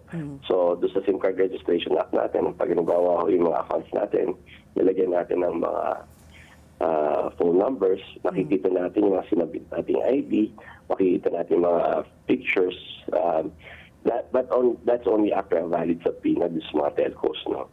So, yan, again, papasok na yung mga, pag may ID yan, may address yan. So, doon napapasok yung traditional na investigation ng mga layers natin na puntahan natin yung address na to. Because hindi naman law enforcement agency si CICC. So, talagang mahalaga yung partnership natin with other law enforcement agencies at mas mahalaga na palakasin natin sila at padaliin natin yung trabaho nila. Okay.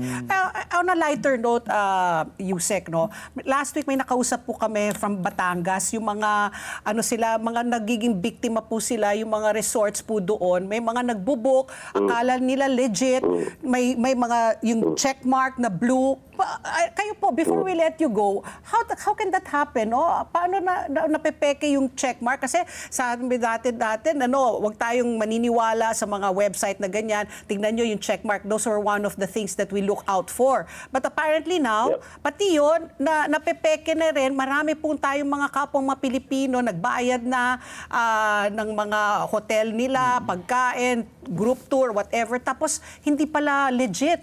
Anong tip mo? Ngayon na po ng summer, marami pong gustong mag-out of town. Una ho, habang nagbabakasyon ho, pumunta ho ako ng San Juan, Batangas. Ayun! Kausapin mo yung mga in-interview mo. Nagpunta ka dahil sa interview namin. Very good. Nag-follow-up operation ka. Okay. So, anong nakita mo? Base dun sa investigasyon mo, Yusek. Buti pala, natanong ko, hindi mo kinuwento. Okay, go ahead. Natawa So, ka. ang sabi ko nila may follow-up meeting, no, kailangan ko na ako kayong imbitahan pag pumunta ko ulit tayo doon. Not being serious but being serious for a while, nakita ko natin at nasabi nila sa atin yung mga maraming nilang problema. No? Oo. So what we did is, ang immediate intervention ho natin is we asked them to, yung binabanggit nyo, na kung lahat ba na resorts nila have blue chalk, sabi naman nila meron. Oo. So we can enroll them in a program doon sa mga social media platforms na lahat ng mga created accounts na hindi kanila, iti-take down automatically. May ganung program yung mga social media platforms, especially si Facebook kasi, and I don't want sana to isolate a particular social media account. Pero yun lang talaga, doon lang naglalagay yung mga scammers Oo, sa Facebook. resorts na to, no? Oo. So we'll enroll them to Facebook sa yung parang verification program kung saan pag halimbawa verified ka na, tatanggalin nila din o proactively take down yung mga accounts na to. Oo. Tapos we opened a green lane for these resort owners. You opened the Sisimulan what? natin Sorry? dito sa Yusek, pakiulit. You opened a... green lane sa CICC para pag may sila mismo nakakita kasi medyo limited yung resources ni CICC pagdating do sa hindi namin matutukan yan mga na yan eh. Oh. Yung mga vacation scams na yan proactively kasi nga ang nakakakita talaga niyan yung mga resort owners, so if they can see it then I ask them na I need their help as well. Nag-agree naman sila, bubuo sila ng unit, magtutulungan sila para bubuo ng mga taga-scour lang at saka taga-hanap lang sa social media platforms ng mga fake na advertisements yan, especially doon sa mga sponsored sites. Tapos tatawag lang ho through that particular green lane, tapos papatake down na namin sa mga social media posts, even if it's a sponsored site. Ang long-term solution mo talaga dito, I'll be having a discussion with the Department of Tourism. Hopefully I can get that discussion soon with the Secretary of the Department of Tourism. Para magkaroon ng parang unified database sa mga legitimate owners na dito lang sila dito sila makikita sa unified database na yun. Whether ang suggestion nga it's done through an application eh. Hindi naman siya yung para mga booking applications natin. Ang gagawin lang natin, ito yung verification natin. Tapos pag may nakita ka resort, click mo lang, dadaling ka doon sa legitimate website na ng resort. So isa na lang po, Isa no? na lang. Yun na nga yung sinabi sa amin na parang i-consolidate na lang po nila lahat ng mga resort owners para kasi pag separately, napepeke di ba? Kunyari, DASA Resort, tapos yung pala, hindi pala pa talaga DASA yun. Tsaka sabi nga nila, pag too good to be true yung yung offer, ay huwag ka nang maniwala. It must be pek. Siguro isa lang po ako, kasi bukod po doon, siguro, kung lighter sa kanya, mas lighter note po ako. Kasi ngayon po, di ba, ang dami na pong AI talaga, laganap, lalo na po yung mga seniors natin. Minsan ako rin nadali, hindi pa ako senior ha. My daughter has to tell me, Mom, that's AI. Kasi sobrang totoong tutunan. Halimbawa po, di ba, sa Senate na lang, ang dami naglabasan po mga AI na mga reels. Akala mo talaga si Senator Robin tumatakbo kasama si Senator Bato. Napanood niyo po ba yun? Tapos biglang, ito daw yung paano nakataka sa Bato, si Bato. Nalaman ko na AI because si Senator Bato, naging totoong Bato. Nilunok ni Robin. Ayun, obvious na AI po. Pero marami po ang AI ngayon na akala mo talagang ayun ang nangyayari na. So ano po siguro yung inyong strongest advice sa mga Pilipino po na minsan hindi na po malaman kung ano po yung totoong papaniwalaan po sa kanilang mga nakikita online? Ako, alam niyo, gaya nung huli kong pagbisita dyan, nakakalungkot man ako that we are not advertising, but we're advocating a zero trust policy sa lahat ng mga nakikita natin sa internet, no? Whether it's yung mga advertisements for commercial products, whether it's an advertisement for various things, even yung sa mga balita, nakakalungkot nga, dapat dinemocratize ng internet at saka pinabilis ng internet yung pagdating sa atin ng balita. Pero because of the advent of yung mga false information na ganito, we're advocating talaga na huwag muna ho tayo kaagad naniniwala sa lahat ng nakikita natin sa internet. I-verify natin sa mga legitimate sources. Again, madalas mang inaatake ang mainstream media. Pero they still remain the passion for yung mga totoong balita ho natin. Nako, zero trust policy. Pwede ako na trust issues. Wala, may trust issues talaga tayo. Nako, sana Yusek nga maayos mo yan. Maski naman paano, dapat sana naman mapagkatiwalaan, no? Lalo na may karamihan po talaga ng mga tao ngayon ay umaasa na lang talaga sa cellphone, sa mga social media. Hindi na nag-on ng television set, 'di ba? Sa iba-iba na lang sila humihingi ng balita, impormasyon. Okay, Yusek Aboy, thank you very much. At more power po sa inyo. Salamat sa serbisyo. Sana po mas marami na pong makulong, lalo na talaga yung mga peddlers of fake news. Diba? Yung gusto lang makapanira ng buhay at ng panirang stabilisasyon. Puri yan. Puri. Salamat po, Yusek Maraming Aboy. salamat din at parati niyo kami tinutulungan makausap yung mga kababayan natin. Napaka-importante yung trabaho ho, yung para ma-educate yung mga kababayan natin para, again, hindi naluloko. At again, sorry ho, last Friday and thank you soon. It's okay. Nagpunta ka pala ng Batangas. You're In excused. fairness, ano ka na, absuelto ka na. Absuelto ka na. At saka, belated happy birthday, Yusek. Belated happy birthday. Kaya absuelto ka na rin dahil sa birthday mo. birthday Salamat po, Yusek Aboy, sa ulitin po. Salamat po. Thank you. Thank you, sir. Oras, alas 9:33 na po ng umaga. At ang oras na ito hatid sa inyo ng IMAC UPVC Roof Corporation. Absolutely rust-free. IMAC. Oras muli, alas 9:34 na po ng umaga sa aming pagbabalik. Kaya makakausap po natin si Professor Astro del Castillo. Itong salubahay, sasakyan, yung mga kumbaga ikukunin mo yung utang ng iba, ikaw magpapatuloy para mapunta sa iyo either yung bahay o yung sasakyan. Sa pagbabalik po ng ASPN. Ano sa palagay nyo? Ang sigaw ng Pinoy Nation, ASPN. Oras! Alas 9:36 na po ng umaga at kasama na po natin sa linya si Professor Astro del Castillo, ang ating financial advisor and economist. Magandang umaga po, Prof, and welcome back po sa ASPN. Good morning, sir. Professor? Nawala. Prof? Professor? Nakaparada na. Magandang umaga po, Ayan. Mrs. Pat. Oo. Miss Pat, magandang umaga po. Good morning, Okay, sir. good morning, Professor. Kami po ay napatawag dahil po pag Lunes, Monday Money Matters ang aming theme tuwing Lunes. At marami po ang nag-request na kung pwede namin daw itong pag-usapan, itong pasalo ng bahay, pasalo ng kotse. Kayo po, Professor, kayo ba ay familiar dito sa pasalo sa bahay? Ano ibig sabihin ba ito ng pasalo sa pagdating po sa pag-uutang? Ayun po. Professor. Opo. Okay. Yes po, na-encounter lang po natin yan. Wala pa talaga tayong personal experience yan. We just hear it from friends, from our staff, no? Pero ito pong pasalo ng bahay, ng sasakyan ay mga informal arrangements po, no? So, legally speaking, medyo madami hong actually madami hong gray areas yan, no? Yeah. So it's very difficult to really live with the contract. So sa formal sense, it's basically the assumption of the deed of sale with the assumption of mortgage. So, yan po. Pero alam nyo, yung mga kababayan nating mga sobrang galing, ay ginawan ho ng tinake advantage po nila yung existing gray areas. No? Nagkakaroon na po sila ng direct negotiation doon sa yung gusto magpasalo without consulting the financial institution and bank, no? At nagbibigay ng mga matatamis na salita at the end of the day na ipit yung pinaka talagang primary creditor. Oo. Sige, Professor, follow up ko lang. So, bali, sabi mo, informal contract, and then, pasalo, ibig sabihin nga, assumption of mortgage, no? Ikaw ang sasalo ng utang.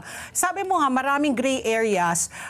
Pag ganito po sa informal sector po, informal na kontrata po ang nangyayari, ano yung mga dapat namin gawin? Kung kunyari, may nag-alok sa akin, oy, Patpi, yung kotse ko, hindi ko na kayang bayaran yung buwan-buwan. Ikaw na lang magsalo, tapos sa'yo na lang yung kotse, bayaran mo na lang. Kunyari ako, dagdag na lang na 50,000 or whatever, dun sa down payment. Yung mga ganyan, minsan maganda nga yung offer, di ba? What should we look out for or what should we do if we get an offer for those mga pasalo arrangements? Ang the best po talaga niyan, you talk in front, the best po really is to talk in front of the bank, no, or financial institutions, no, that has the contract. Mas maganda ho doon na kayo mag-usap rather than kayo directly, no. Okay. And of course, you're prepared to assume not only the liability but also the other fees involved. Doon ho kayo mag-agree. Mas maganda ho transparent as possible, no. Wag na ho mag-chat messenger, wag na mag-chat sa through social media. Best you see each other immediately, no. Makita nyo kung talagang totoo yung produkto, andyan ba talaga yung kotse, andyan ba talaga yung bahay, magkano yung interest, no. Matatransfer ba talaga pagtapos na yung agreement. Okay. Very attractive po yan, ano? Kasi imagine, hindi na ikaw yung magfa-file ng loan kasi mahirap din po makakuha ng loan. Halimbawa, lalo na pag sa bahay First o time sa kotse. siguro. O imagine, sasaluhin mo na lang, ano? Pero marami nga po nabubudol. Pero hindi rin po nila alam, marami rin po ang nagugulat eventually na meron pala mga hidden costs pala, yung ibang mga pasalo. Ano po yung usual po na mga red flags and hidden costs na hindi po na-anticipate ng mga sasalo buyers? Opo, yung mga too good to be true din po, no? Lalo yung sinasabing no interest charges, no hidden charges, no other charges, no. Ang hirap po talaga na mag-rely lang sa online advertisement, no. Yeah. Lalo na through social media. Medyo inabot ko yung speaker nyo previously, no, na talagang madaming ang sabi nyo nabubudol, no. The best talaga is meet the seller in front of the doon sa office ng bank or ng financial institution. So you will know what are the details of the transaction on the agreement para hindi ko kayo maloko. Mahirap yung mag-assume And medyo ngayon po iba na rin talaga pag mag-assume kayo or uutang kayo. May birth pains lang po pero mas maganda po talaga direct contact kayo sa banks or sa financial institution. So, Professor, yung mga ganyan, yung pasalo, sabi mo nga, no, yan ang tip mo, dapat sa harap na. Whether kung bangko yan, di pumunta kayo sa bangko para mapag-usapan. Ay, yung mga bangko ba, pinapayagan ba nila yung ganyan? Is it a normal agreement? Or as in, kunyari ikaw, hindi mo na kayang mabayaran, tapos meron kang buyer, pwede ba yung ipasa? Yung legally, it's possible. Kasi ang mahirap doon ay baka kaya ginagawa ng mga ibang tao kasi hindi pinapayagan ng mga bangko. Pinapayagan naman po yon yung pasalo. Yes po. Pinapayagan po yan ng bangko at other financial institutions, so yung mga nagpapautang. As long as mag-comply sila doon sa mga requirements po ng so-called transfer of the debt, no, of the mortgage. Napaka-importante po yun. Kaya nga po, mas gusto po ng bangko yan na hindi mag-default kasi yung privately lender. So kung may mag-a-assume, mas maganda po as long as mag-comply. And the bank and financial institution will also reiterate the specific details of the agreement po. No? Kasi po yun po ang nasa batas kailangan ilahad nila doon sa... Prof, nawala. Professor, Nako, nawala. Sabi nga lang niya, kailangan, mas gusto na nga, kesa sa mo forfeit totally yung utang, mas gusto nila may sasalungan doon para at least hindi naging bad debt, di ba? Diba? Oo. Tapos madali pang makakuha ng kotse na. Kung assume payment na lang. Tapos dapat siguro yung seller rin, dapat realistic rin kung magkano niya. Baka ang taas-taas naman na ibebenta niya. Oo nga. Di ba? Hindi kumuha ka na lang ng bagong loan. Kaya nga, di ba? Sabi nga nila, ba't ka pa kukuha ng second hand na kotse? Lalo na kung natagtag na. Kaya siguro, ang advice natin sa buyers, tignan di mabuti yung item. Correct. Kung talagang worth it ba. Di ba, meron na rin kasi may mga promo na rin sa mga bagong kotse. Mabilis. Mabilis. Diba? Lalo ng motorsiklo. Ayan, Professor, sorry, we lost you. You were saying? Yes po.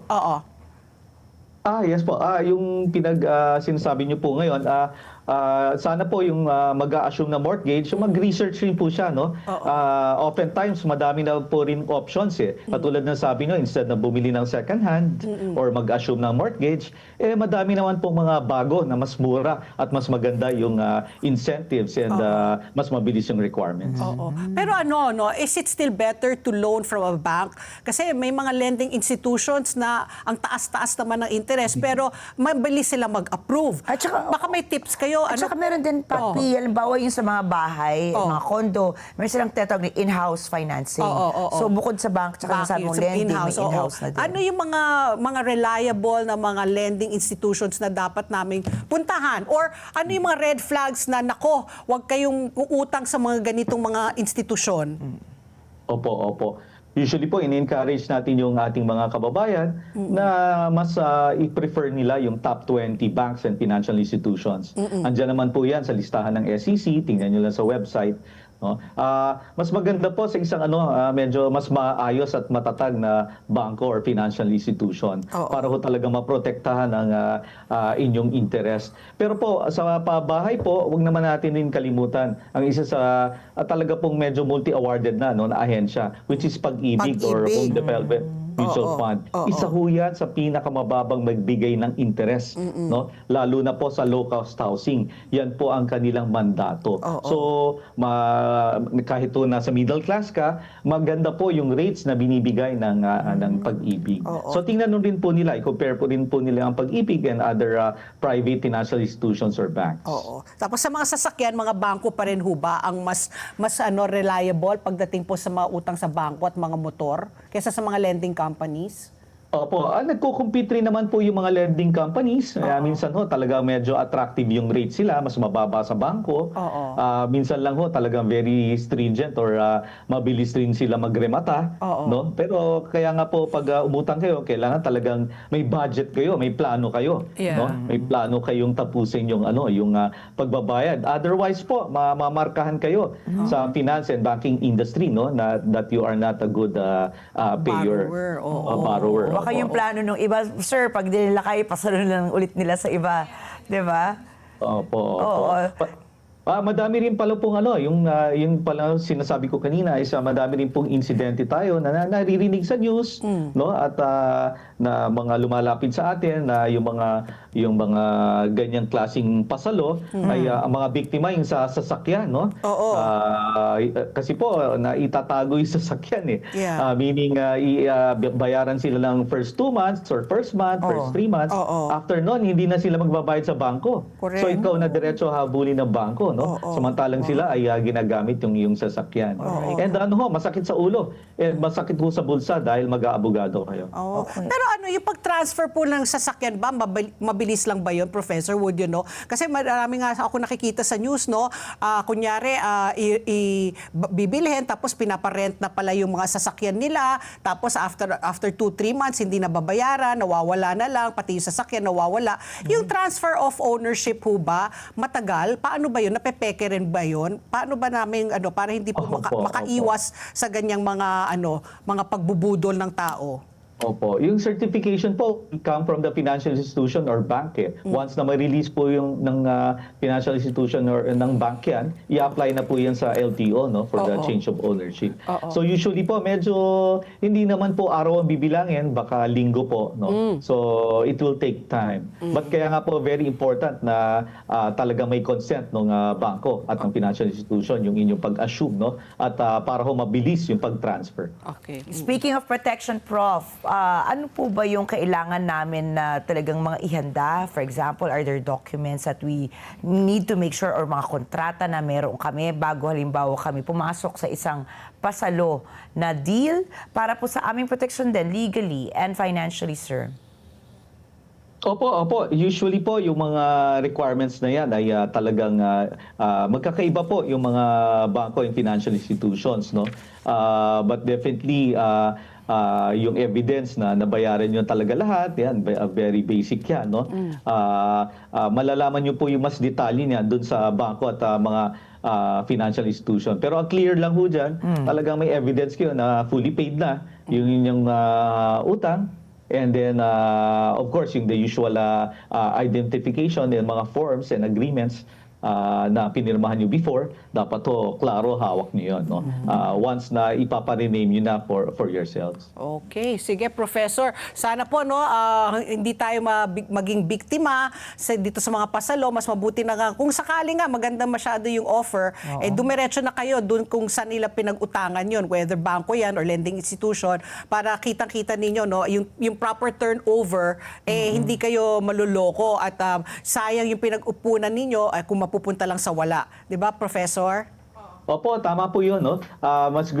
Mas maganda pa nga po kung pupunta na lang sila sa website ng mga financial institutions at ng mga bangko. Minsan po nililista nila doon yung mga gustong pwedeng magpa-assume ng mortgage, no? Or mga naremata ng mga bahay or masasakyan, pwede sila diretsong makipag-usapan doon. Rather than mabola sila or maloko sila using social media. Ayun, okay. O nga, come to think of it, yung mga bangko may mga foreclosure ng mga properties, whether bahay yan or mga sasakyan, doon na lang para diretso. Maraming salamat po, Professor.